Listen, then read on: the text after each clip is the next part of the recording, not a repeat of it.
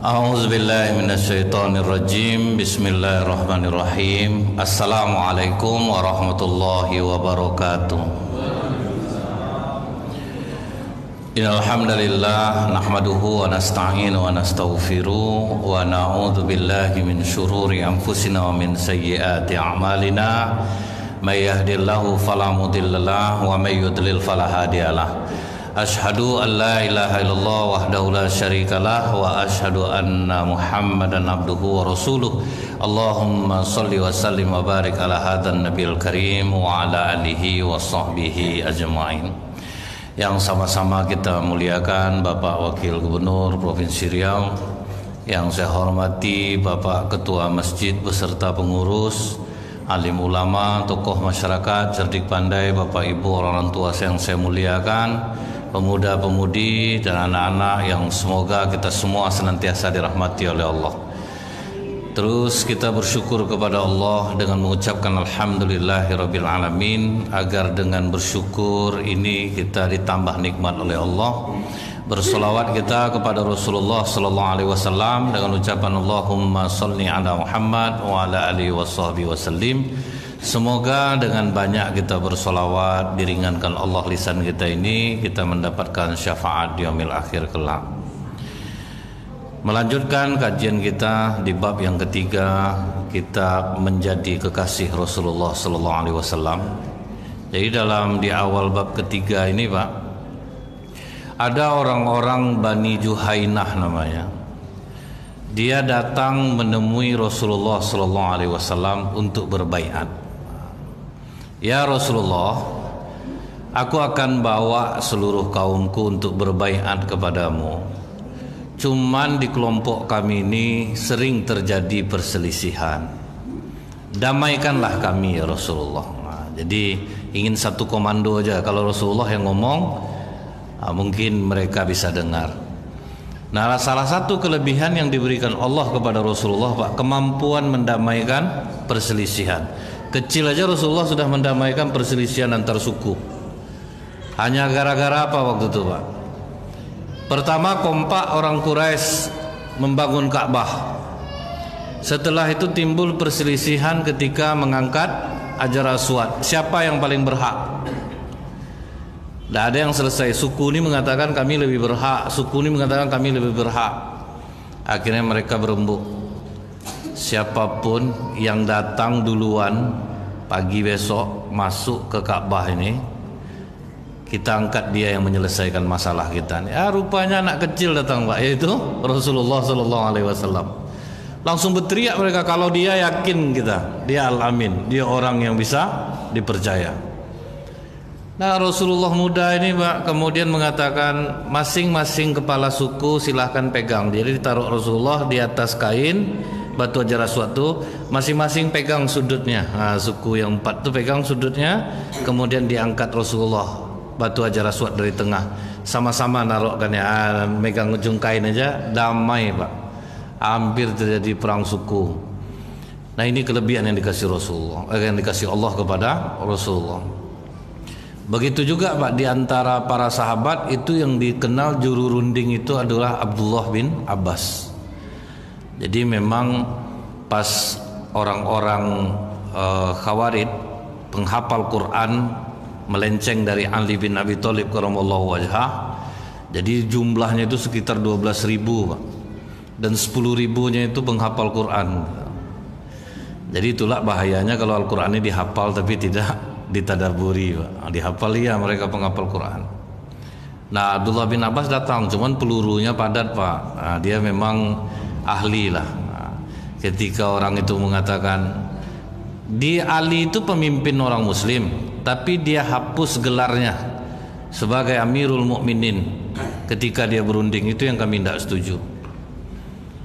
Kata Abdullah bin Abbas, Rasulullah waktu berunding dengan Suhail bin Amr, kan Rasulullah menulis namanya, perjanjian dari Muhammad Rasulullah dengan Suhail bin Amr. Suhail bin Amr kan protes waktu itu, kami tidak mengakui kau sebagai Rasul, tolong hapus tulisan Rasul. Itu kan dihapus oleh Rasulullah. Perjanjian dari Muhammad bin Abdullah. Apakah Rasulullah dengan tidak menulis nama itu tidak jadi nabi dia? Atau Ali misalnya tidak dipakainya gelar Amirul Mukminin, apakah dia tidak pemimpin dia? Oh betul juga ya, itu pelurunya cukup padat lah. Jadi ketika berunding dengan Abdullah bin Abbas itu hampir 6.000 kembali kepada Islam. Lumayan kan Pak, runding 6.000 masuk lagi gitu. Nah jadi di antara bapak pun saya yakin ada yang dikasih Allah kelebihan bisa menyelesaikan permasalahan orang. Nah itu Pak. Jadi bapak syukurilah itu, pasti ada Pak. Nah Rasulullah turun ke Bani Juhainah, didengar Rasulullah masalah mereka, kemudian dikasih Rasulullah masukan, mereka puas untuk menerima, dan akhirnya kompaklah mereka di bawah panji Islam yang dikepalai oleh Rasulullah SAW. Nah setelah itu Pak, Rasulullah memerintahkan beberapa orang sahabat, kalian pergi bertempur dengan Bani Qainanah, orang-orang Yahudi itu dekat kampung Bani Juhainah. Kalian serang mereka. Kemudian begitu umat Islam, para sahabat melaksanakan perintah Rasulullah itu Pak, rupanya lawan cukup berat, sehingga lari ke kampung Juhainah. Orang kampung Juhainah walaupun mereka masuk Islam, mereka pun langsung melindungi para sahabat.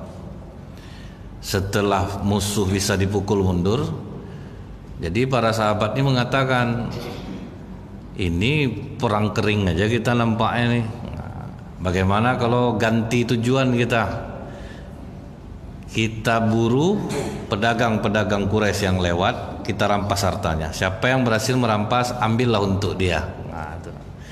Sebagian sahabat tidak setuju. Wah, ini udah lari nih, nggak bisa. Kita diperintahkan Rasulullah tadi beda.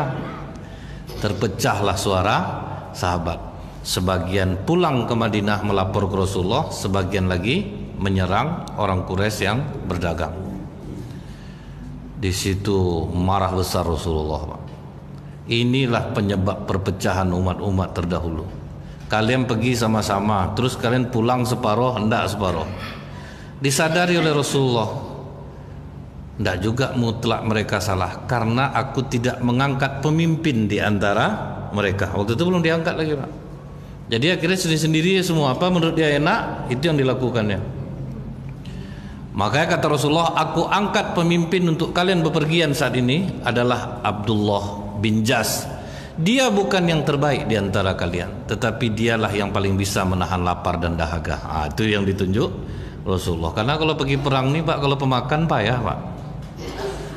Coba lah sempat pemimpinnya pas perang tuh lapar terus bawaan perutnya Pak. Itu tekantuk mata. Ingat saya teknik pemerintah Indonesia ketika di Aceh menganjurkan semua tentara untuk berpuasa. Ingat saya itulah membuat agak lebih mudah perdamaian berlangsung, karena tidak ada yang mikir makan Pak kan, tidak ada yang mikir makan, tidak ada yang mikir minum, jadi betul-betul tugas.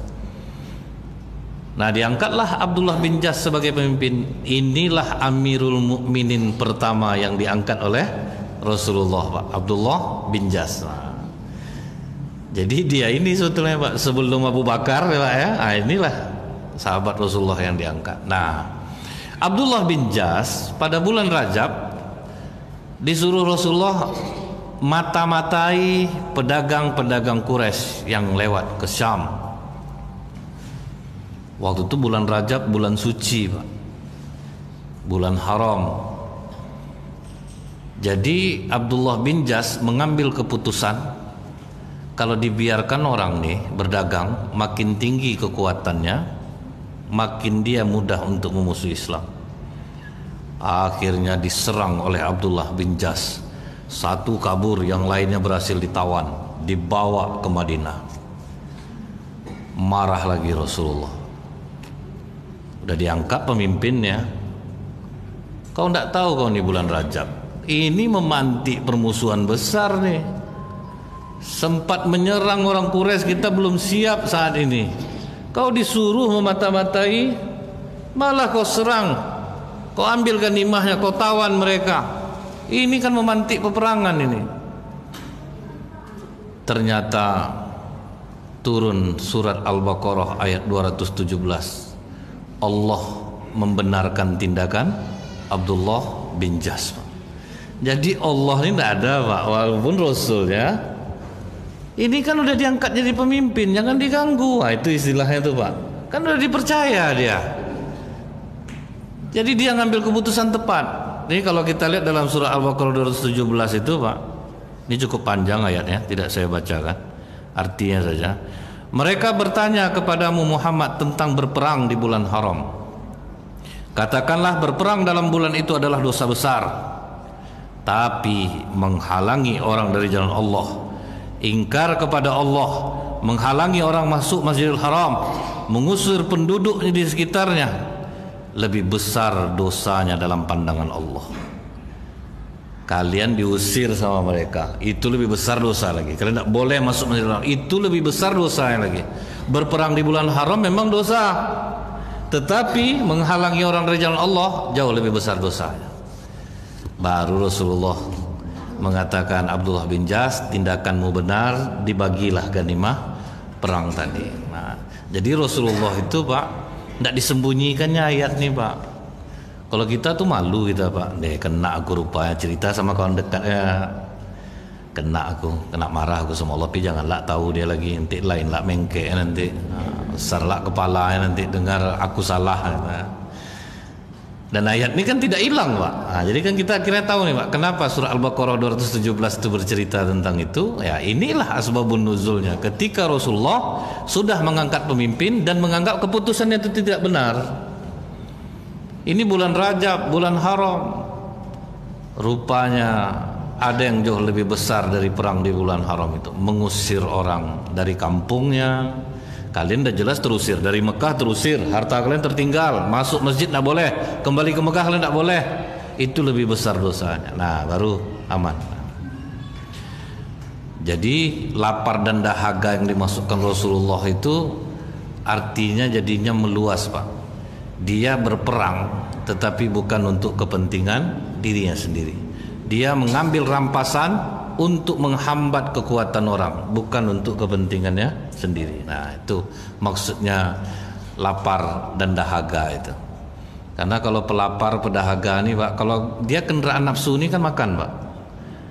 Jadi yang menguatkan nafsu itu adalah makan. Akhirnya kita punya banyak keinginan jadinya. Jadi kata Rasulullah, ada yang tidak pernah tua di badan kita ini, yaitu panjang angan-angan dan cinta dunia. Itu tidak pernah tua Pak, dia muda terus Pak. Kalau untuk masa duit masuk dan gigil tangan Pak ya, sama duit itu tahu juga orang itu Pak. Memang itulah manusia, memang sudah disampaikan oleh Rasulullah. Sampai jadi anekdot sama orang kan Pak, ada bapak nih kaya, dalam keadaan sakratul maut, anaknya dipanggilnya satu-satu Pak.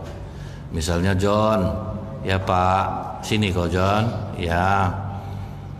Dery ada Pak. Yeni ada.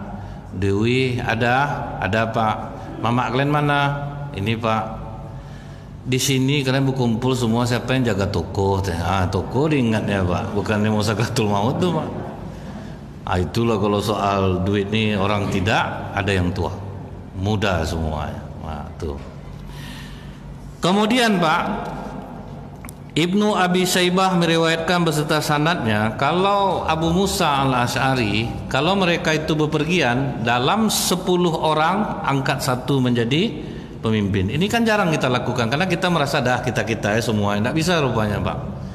Asal kita ada bepergian 10 orang, 1 orang pemimpin, 3 orang, 1 orang pemimpin, yang bertiga aja Pak, 1 pemimpinnya. Jadi nanti kalau sempat bertiga nih tidak ada pemimpinnya, adalah kesinilah kita dulu, anda bisa lah sinilah kita, itu jadinya Pak. Tapi kalau 1 yang mengatakan, terus yang 2 ngikut, itu udah aman Pak. Jadi memang pemimpin itu butuh, walaupun hanya bertiga ada pemimpinnya. 10 Abu Musa al-Asy'ari, 1 pemimpinnya. Jadi orang jadi mengikut dia. Karena ketika kita memimpin ini Pak, setuju tidak setuju harus setuju, karena mengikutnya ada berkah di sana. Itu Pak, keberkahan ketika kita berbaiat menurut itu ada keberkahan di sana. Nah kemudian Pak, yang selanjutnya itu Ketika Rasulullah mencari pemimpin, nah, di antara para sahabat, ini riwayat Tirmizi dan ini hadisnya Hasan. Rasulullah menguji mereka semua hafalan Qur'annya. Itu dulu yang diuji oleh Rasulullah. Suruh maju satu-satu hafalan Qur'annya. Kemudian tertarik Rasulullah dengan seorang pemuda yang cukup banyak hafalannya, Pak. Kemudian kata Rasulullah, apakah kau hafal surah Al-Baqarah? Hafal ya Rasulullah. Dia pemimpin kalian. Itu Pak, patokannya itu waktu itu. Kenapa itu jadi patokan Rasulullah? Karena Pak, orang yang menguasai surah Al-Baqarah. Karena separuh surah Al-Baqarah itu menceritakan tentang kedermawanan, ciri orang yang beriman. Ciri pertama aja kita udah disuguhkan itu, Pak, ya. Kitab Al-Quran ini tidak ada keraguan dalamnya, petunjuk bagi orang yang bertakwa. Orang yang bertakwa itu yang mendirikan solat, yang menginfakkan sebagian hartanya. Jadi cukup memahami surah Al-Baqarah, kamu jadi pemimpin. Datang ada orang tua deh, aku itulah tentang hafalan, aku hafal surah Al-Baqarah nih. Karena aku khawatir, katanya Pak. Karena aku khawatir kalau tidak aku hafal, aku harus membacanya ketika tahajud. Oh, rupanya gitu sistem sahabat, Pak. Berapa hafalan dia, sholat malamnya itu yang dia bawakan. Nah, jadi banyak orang tua tuh waktu itu khawatir menghafal sebanyak itu karena nanti jadi tanggung jawab. Harus melafazkannya ketika sholat malam. Jadi jangan heran kalau dikatakan Utsman bin Affan terus mengkhatamkan Quran saat dia witir. Nah, saat dia witir, khatam Quran. Dan ternyata di Indonesia memang ada kan Pak, tarawih yang 30 juz satu malam. Mulai dari habis Isya sampai menjelang subuh. Nah, ternyata memang ada. Jadi sesuatu mungkin yang dibilang orang, dia tidak mungkin lah panjang tuh berapa jam. Ternyata di Indonesia ada yang melakukannya. Setiap malam 30 malam Ramadan, satu malam 30 juz. Nah, ternyata memang ada. Dan bukan sesuatu yang tidak mungkin. Nah, jadi akhirnya diangkatlah pemuda ini, Pak. Dia disuruh menjadi pemimpin. Patokan Rasulullah dia hafal surat Al-Baqarah. Karena pasti dia memahaminya. Nah, kemudian kenapa Rasulullah tertarik dengan anak muda ini, Bu, ya? Tentu bukan itu saja kriterianya. Tadi paling tahan lapar dan dahaga. Jadi mungkin pemuda ini sudah mencukupi kriteria itu, Pak. Walaupun dia masih muda. Tapi dia sudah cukup kriterianya, dia hafal surah Al-Baqarah dan surat-surat lainnya, maka dia diangkat menjadi pemimpin. Karena memang kita sudah pernah tahu kan Pak, bahwa ternyata orang-orang yang membaca Al-Quran ini sekalipun dia tidak tahu artinya, tapi dampaknya akan besar ke dalam jiwanya. Sekali lagi saya ingatkan apa yang dikatakan Profesor Dr. Masaru Emoto dalam penemuannya. Ketika Al-Quran dibacakan ke dalam air, difoto dengan kamera elektron berkecepatan tinggi, alangkah kagetnya dia. Ternyata kristal air dia jepret dengan kamera elektron itu, begitu mendengar suara Al-Quran langsung membentuk bunga segi lima. Bereaksi dia, Pak. Dan yang menemukan ini bukan orang Islam, Pak. Orang Jepang, agamanya Shinto, tidak pula Islam, Pak. Makanya dia itulah yang membuat buku zikir air, karena dialah yang menemukan itu, Pak. Jadi dia katakan dalam tubuh manusia 75% air. Jadi kalau mereka sering membaca Al-Quran, kristal darahnya pasti bagus. Kristal darahnya bagus. Kalau dalam Islam menyempit jalur jalan iblis, itulah yang membuat dia bisa menjadi baik. Dikumpulkan, Pak, ya, kejahatan di Mekah. Kejahatan di Mekah.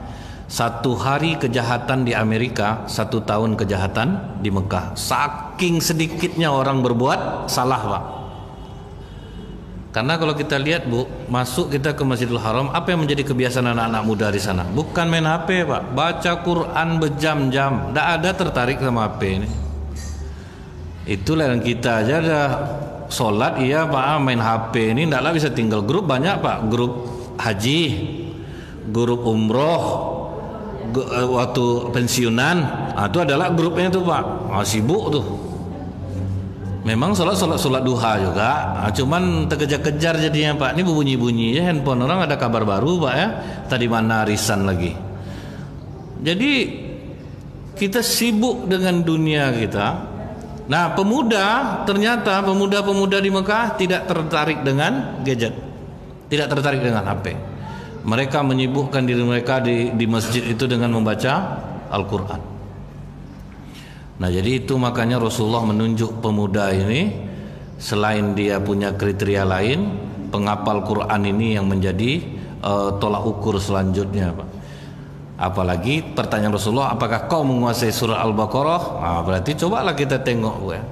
Saya misalnya nunggu anak saya nyetor hafalan dia, saya selalu mengingat artinya. Ternyata di Al-Baqarah itu Pak, masalah kedermawanan itu yang paling banyak. Betul kata Rasulullah dalam hadis qudsi, innallaha istakhlasa ala dini li nafsih. Sesungguhnya agama Islam ini aku murnikan di dalam diriku. Maka tidak pantas agama Islam ini dianut kecuali oleh orang yang dermawan dan berbudi pekerti yang luhur. Jadi kalau orang pelit belum boleh dia menganut agama Islam ini. Jadi masalah kedermawanan, orang dermawan itu dia pemberi Pak. Dia prihatin dengan kehidupan orang lain. Jadi kalau kita ingat Pak, betul kata Rasulullah, orang lapar dan dahaga itu hatinya baik. Dulu ada acara tolong di RCTI. Rata-rata yang mau nolong bukan orang kaya Pak, orang miskin. Cobalah tengok tayangannya balik. Asal dimintai tolong, orang miskin yang nolong. Ada tunawisma di Amerika, dibuat sosial eksperimen Pak. Dia sedang dalam keadaan tidak makan, tidur di jalan. Datang orang yang menguji ini, ditaruhnya duit banyak Pak. Dibuatnya surat, pergunakanlah uang ini untukmu. Oh, begitu dia bangun terkejut nampak uang, ada surat, oh berarti ini untuk aku. Pergi dia masuk ke swalayan, dibelinya baju dingin, sepatu, makanan-makanan, bawa keluar. Terus orang yang ngasih duit tadi Bu, pura-pura nelfon di sebelah, anaknya masuk rumah sakit, butuh uang banyak. Langsung tunawisma nanya, kau butuh uang untuk operasi anakmu? Iya Pak. Dibalikkannya balik ke swalayan semua tuh balik. Itulah berhati Pak. Kalau orang lapar nih, dia berhati. Kalau kita kenyang nih Bu ya, curiga kita banyak Pak. Ini modus nih, tidak ada nih. Banyak Pak, karena kita kenyang. Contoh waktu bulan puasa Bu, baik kita semua enggak. Mana ada yang bergunjing orang di masjid Pak? Lapar Pak, enggak selera ceritain orang tuh. Tapi kalau udah berbuka jangan coba duduk di masjid. Awak sedang ceramah Pak, orang menggosip di belakang Pak kan? Karena bertenaga Pak, enak gosip dirinya. Waktu siang tuh, kakak udah tahu enggak Kak parah betul kehidupan. Udahlah biar aja lah, haus betul nih, semalam enggak lah minum banyak. Kalau siang, kalau udah malam Pak, tadarus nenek nih Pak ya, kan terdengar di toa tuh Pak, sambil nunggu kawan ngaji itu Bu sempat juga menceritakan orang, terdengar di luar tuh Pak. Nggak usah beli kacang si Desi lagi Kak, keras. Itu ceritanya Pak, ada orang jual kacang dekat situ. Si Desi itu mendengar lah Bu, dia sedang menimbang kacang Pak. Kacang kita keras katanya, ya mungkin Kak keras, untung dia bisa lah mengapa diri kan Bu ya. Jadi kalau kita lapar dan dahaga itu ternyata membawa kebaikan. Tapi kan ada hadis Rasulullah mengatakan kemiskinan dekat kepada kekufuran. Ini ada lagi nih Pak. Makanya kalau orang tidak kuat iman, miskin, putus asa, akhirnya bunuh diri. Macam ibu-ibu yang dibawanya anaknya 2 meninggal. Ini ada kasus yang kesekian kali di Indonesia nih Pak. Jadi supaya anaknya tidak kesusahan di masa depan, bagus dimatikannya sekarang lagi, kan masuk surga masih anak-anak. Itulah pendek pikirannya jadinya Bu. Jadi takut dia. Itulah kemiskinan dekat kepada kekufuran. Intinya kemiskinan apa berarti itu Pak? Iman Pak. Iman itu tidak ada. Jadi ini Rasulullah menunjuk pemimpin seorang penghafal Quran. Sampai kata Rasulullah, orang yang belajar Al-Quran kemudian dia ajarkan sama seperti kantong kulit yang berisi penuh minyak kasturi, harumnya kemana-mana. Itu Pak. Jadi kalau orang yang belajar Al-Quran kemudian diajarkannya seperti minyak kasturi, harumnya kemana-mana. Misalnya gini nih Pak, apa ayat tadi itu Bapak ceritakanlah ke orang, oh rupanya Al-Baqarah 217 itu ini. Tanpa saya sadari, orang yang mengetahui itu, mempelajarinya, mengamalkannya, kan saya dapat transferan juga pahalanya, Pak. Dosa kami ini banyak, Bu. Itu itulah penutup-penutupnya itu, Pak, kan. Pas diamalkan oleh jamaah, dapat juga lah kami bantuan sedikit. Karena belum tentu macam kami ini akan selamat nanti di sisi Allah. Bahkan, Bu, orang yang berceramah ini kemudian dia tidak mengamalkannya, Pak, dia nanti yang paling parah di dalam neraka. Dipermalukan lagi, ini Bapak kan Ustaz Nazril dulu yang ngajar-ngajar macam ini. Apa di sini sambil memutar-mutar ususnya di neraka. Nah, itu Pak. Jadi belum tentu juga akan selamat lagi. Kemudian, Bu, di dalam riwayat lain Abu Nuaim dari Hilyatul Aulia, Ibnu Asakir meriwayatkan beserta sanadnya dari Abu Bakar bin Muhammad Al-Ansori. Pernah Abu Bakar ditawari, Pak, waktu dia jadi khalifah, wahai Amirul Mukminin, wahai khalifah, angkat saja yang menjadi pejabat-pejabatmu dari golongan ahli Badar, karena mereka kan sudah teruji keimanannya. Kata Abu Bakar, aku tidak akan pernah mengotori mereka dengan dunia. Tidak mau Abu Bakar Siddiq, Pak. Sebetulnya Arab juga tuh, Pak. Yang ahli-ahli Badar tuh ada yang Arab. Bahkan waktu Rasulullah, Bu, pernah juga minta jadi pemimpin. Abu Zar Al-Ghifari pernah minta jadi pemimpin, Pak. Kata Abu Zar, kata Rasulullah, tidak, kau lemah, tidak bisa. Jadi tidak pula sembarangan, Pak, kan? Tidak bisa. Makanya Abu Bakar tidak mau. Aku tidak ingin mengotori mereka dengan dunia. Karena kan pernah kita sampaikan dulu, Pak, ya, bagaimana Rasulullah dibujuk oleh orang Quraisy, kalau kau mau jadi raja, kami sepakat mengangkat kau menjadi raja. Bayangkan, Pak, kalau mau jadi raja, kami angkat jadi raja. Itulah dahsyatnya, Bu, ya. Pengaruhnya itu sangat besar. Makanya waktu itu Rasulullah menolak apapun yang mereka pilihkan untuk Rasulullah. Harta ditolak, istri ditolak, kemudian jadi raja pun ditolak oleh Rasulullah. Karena memang itu berat. Saya kan pernah cerita sama Bapak Ibu, enggak usah selevel-level yang tinggi lagi, Pak. Saya jadi RW dulu di Kelurahan Kota Tinggi ini, ya. Berapalah cuman masyarakat saya kan Mall Pekanbaru, cuman itulah warga saya, Pak. Ndaklah ada tinggal di situ satupun. Awalnya perasaan saya biasa-biasa aja, Pak. Tapi pas jabatanmu habis, Bu, yang terbayang apa? Minuman kaleng dari mall berapa dus tiap tahun, Pak. Itu yang terbayang, Pak. RW baru tuh, Pak. Dan tidak ada lah besok lagi ya minuman kaleng dari mall. Itu yang terbayang-bayang, Pak. Tuh orang kadang minta tolong gitu, Pak, ya. Pak RW ini ada sedikit, kan gitu. Apa nih, Bu? Tapi diambil juga, Pak, itu kan. Memang ditolak tapi diambil juga. Terbayang lumayan juga, ya. Kita minta enggak, mempersulit orang enggak, dikasih ambil, Pak. Janganlah sok-sok pula kita lagi. Ibu kata orang yang enggak mengambil-ngambil duit itu ikhlas, ya belum tentu juga. Mana tahu dia ingin dibilang orang lah ikhlas, Pak, kan? Jadi serba salah, Bu. Misalnya nih, ada orang ceramah enggak diambilnya amplop, saya enggak mau nerima amplop, saya ikhlas. Berarti dia masih ingin diakui orang, dia orang ikhlas. Udahlah duit enggak dapat keikhlasan, Bu. Anca ambil lah. Maka saya ambil aja, Pak. Daripada enggak, bagus saya ambil. Belum tentu juga menjamin lagi, Pak, kan. Jadi berat tuh, Bu, berat. Jadi enggak usah lah yang lain-lain lagi, Pak, yang tinggi-tinggi. Sekelas RW aja udah mengalami saya tuh, Pak. Payah, Bu, ngeri. Banyak bayang-bayangannya. Jadi begitu pemilihan kedua saya menang mutlak, langsung saya mundur, Pak. Karena niat tidak mulai lain, tidak mulai lain, Pak. Ambisinya udah beda. RW baru tuh, Pak. Kemudian, Pak,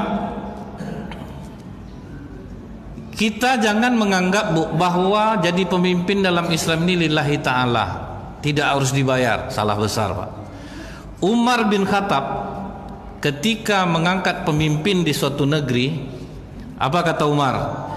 Aku kirim kepada kalian Ammar bin Yasir sebagai amir, pemimpin, Abdullah bin Mas'ud sebagai guru. Keduanya adalah sahabat Rasulullah sallallahu alaihi wasallam Dan aku kirim juga Utsman bin Hunayf ke daerah Sawat, kawasan pedesaan dan perkebunan Irak. Dan telah aku tetapkan gaji mereka bertiga 1 ekor kambing setiap hari. Separuh kambing untuk Ammar bin Yasir, separuhnya lagi dibagi 2. Kalau harga kambing 4 juta, berarti gaji Ammar bin Yasir 1 hari 2 juta. Jadi bukan apa, makanya pergerakan dalam Islam ini orang banyak kita tuh harus ikhlas. Orang salah mengartikan kalimat ikhlas tuh, Bu. Kalau kita cobalah bekerja ikhlas, seikhlasnya pula kita bantu jadinya, Pak, gitu kan. Misalnya nih, Bu, kami tidak diamplopi, tentu ya seikhlasnya ceramah tuh, Pak. Kadang mau, kadang enggak. Ini namanya apa, Pak? Tolong menolong dalam kebaikan. Nah, itu maksudnya tuh, Pak. Jadi tidak bisa juga, Bu, kan? Di komunitas-komunitas anak muda, gara-gara kerja lillahi ta'ala itulah banyak mulai pudar komunitas anak muda di Pekanbaru, Pak. Waktu orang diambil, tapi orang tidak dibayar. Kayak mana coba tuh, Pak? Tapi coba misalnya, Bu, ya, secara profesional, kamu bagian ini bayar, kamu ngurus ini uangnya, pasti jalan semua ya, Pak, kan? Nah, jadi ternyata besar gaji pemimpin itu, Pak. Itu belum masuk tunjangan tuh, Pak, ya. Dia kan ada tunjangan lah dari Baitul Mal. Nah, ini beda nih, 1 ekor kambing berarti 2 juta.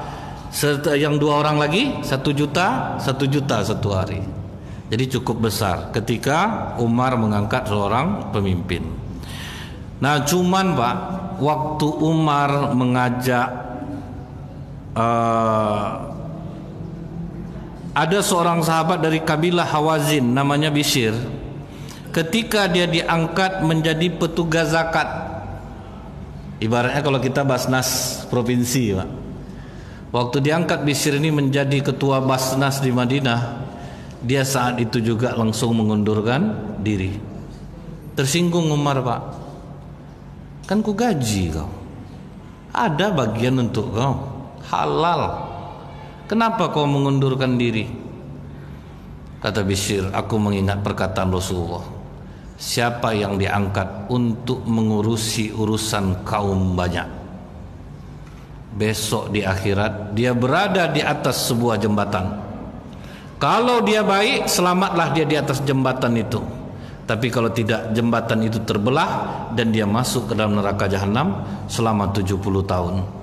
Bukankah kau tahu, Khalifah, 1 hari di neraka sama dengan 1000 tahun? Mendengar itu Umar pula yang menggigil, Pak. Dia presiden masalahnya, Pak. Lama dia menunggu keluar. Nampak sama Abu Zar, kenapa kau murung, Khalifah? Gara-gara kata-kata Bishr. Apa katanya? Kau Abu Zar pernah tidak dengar dari Rasulullah? Rasulullah mengatakan orang yang ngurus orang banyak, besok di akhirat diletakkan dia di atas jembatan. Kalau dia baik, selamat dia di atas jembatan. Tapi kalau tidak, terbelah jembatan itu. Kata Abu Zar, memang iya, aku pernah dengar Rasulullah mengatakan demikian. Itu yang membuat Umar lah yang menggigil jadinya, Pak. Tapi gimana lah, dia yang diangkat menjadi presiden. Makanya pernah dulu, Bu, tentara Romawi, Kaisar Romawi mengirim intelijen untuk memata-matai Umar bin Khattab. Kok bisa dia memimpin 52 negara? Di waktu Umar jadi khalifah, Pak, 52 negara di bawah kekuasaan Umar. Dan anehnya, Bu, negara-negara itu disuruh merdeka, tidak ada yang mau satupun, Pak. Kami merasa aman di bawah kepemimpinan Umar. Jadi, Pak, intelijen ini udah lama, Pak. Jangan dikira sekarang aja ada. Mata-mata itu memang sudah sejak dulu. Sekarang penyempurnaannya aja lagi. Cuman intelijen yang ditakuti di dunia adalah intelijen Israel, yaitu agen Mossad. Itu hebatnya, apa, Bu? Pernah jadi Menteri Pertahanan Arab Saudi, Pak. Agen Mossad Israel tembus bisa jadi Menteri Pertahanan Arab Saudi. Berapa cerdasnya itu, Bu? Jadi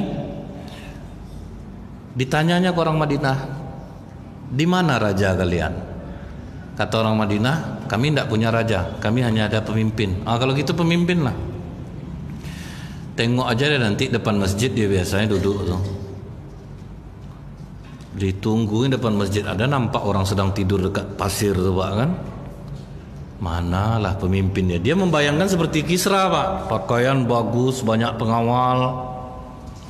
Akhirnya tanya, Pak, pemimpin negeri ini mana, Pak? Aku. Ngapa gitu? Jadi kau yang bernama Umar? Iya. Istanamu di mana? Rumahku yang ada itu nomor 3 dari ujungnya. Badan berkeringat, pasir basah karena keringat Umar tidur panas-panas tuh, Pak. Jadi kau pemimpin negeri ini? Iya. Aku nanti pulang dari tugas ini, aku akan kembali ke sini dan masuk Islam. Kau beda sama raja kami. Raja kami tidak bisa tidur karena ketakutan.